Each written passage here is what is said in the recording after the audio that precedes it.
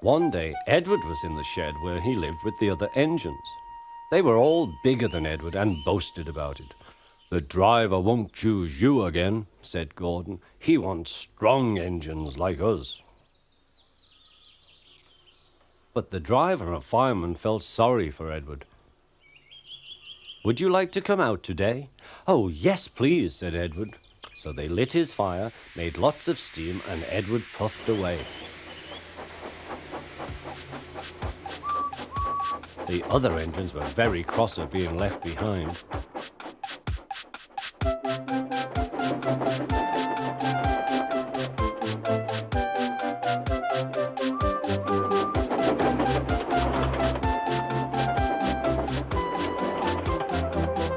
Edward worked hard all day.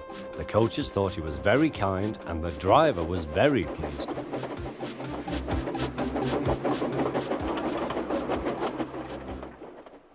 "I'm going out again tomorrow," Edward told the other engines that night. "What do you think of that?" But he didn't hear what they thought, for he was so tired and happy that he fell asleep at once. Next morning, Edward woke up to find nothing had changed. Gordon was still boasting. "You watch me, little Edward, as I rush through with the express. That will be a splendid sight for you. Goodbye, little Edward. Look out for me this afternoon."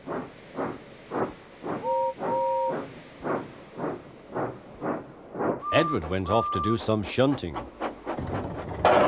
Edward liked shunting. It was fun playing with trucks. He would come up quietly and give them a push. Then he would stop and the silly trucks would go bump into each other. "Oh!" they cried. "Whatever is happening?"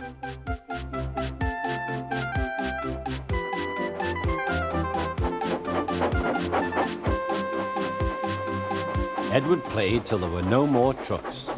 Then he stopped to rest. Presently he heard a whistle. Gordon was very cross.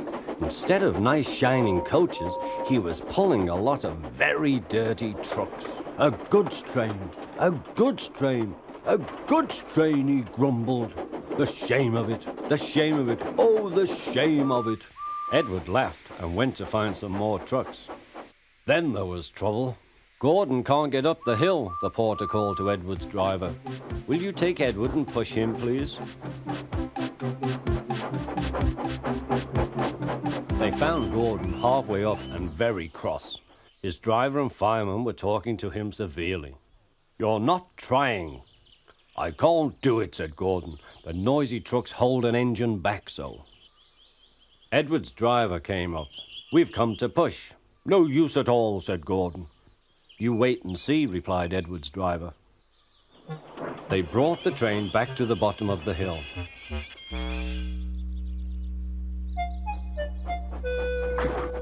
"I'm ready," said Edward. "No good," grumbled Gordon.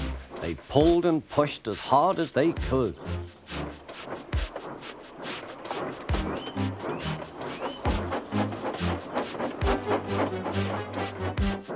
"I can't do it, I can't do it, I can't do it," puffed Gordon. "I will do it, I will do it, I will do it," puffed Edward.